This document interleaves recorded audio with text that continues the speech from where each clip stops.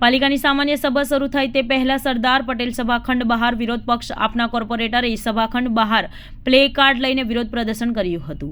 ભ્રષ્ટાચાર હટાવવા પાલિકા બચાવોના પ્લે કાર્ડ સાથે વિપક્ષી સભ્યોએ વિરોધ પ્રદર્શન કર્યું હતું. આ ઉપરાંત હનુમાન ચાલીસા સાથે વિરોધ પ્રદર્શન કરીને સભાખંડમાં પ્રવેશ કર્યો હતો.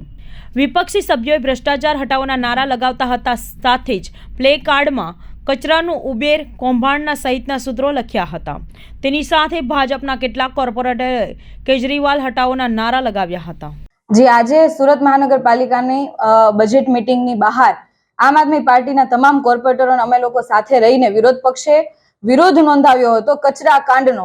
આજે આપણને ખબર છે ભારતીય જનતા પાર્ટી દ્વારા અનેકો ભ્રષ્ટાચાર થતા હોય છે, ગટરોના હોય, પાણીના હોય, રોડના હોય, અનેકો ભ્રષ્ટાચાર થતા હોય, ત્યારે વધારે એમાં એક ભ્રષ્ટાચાર કચરા કાંડ કે જેમાં પોતાના વાલા માનીતા કોન્ટ્રાક્ટરોને ડબલ ભાવે કામ આપીને જે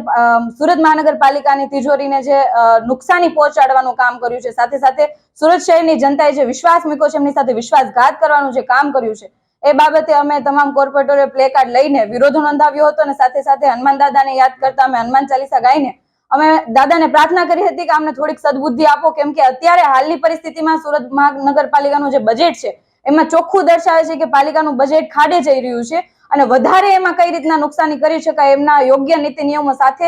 આ જે ભારતીય જનતા પાર્ટીના શાસકો છે એ પ્રી પ્લાનિંગ સાથે કામ કરતા હોય એવું દેખાય છે. કેમ કે આવા જે કામો હોય, વિવાદિત કામો હોય, પોતાના માણસોને કામ આપવાની વાત હોય, ટેન્ડર આપવાની વાત હોય, તો સ્ટેન્ડિંગની અંદર સામાન્ય કામની જેમ કામ લાવવું જોઈએ, પરંતુ એ વધારાના કામ તરીકે પાછલા બારણેથી મંજૂર કરતા હોય છે કે કોઈને ખબર ના પડે, કોઈ વિવાદ ઉભો ન થાય એના એવી રીતે પાછલા બારણેથી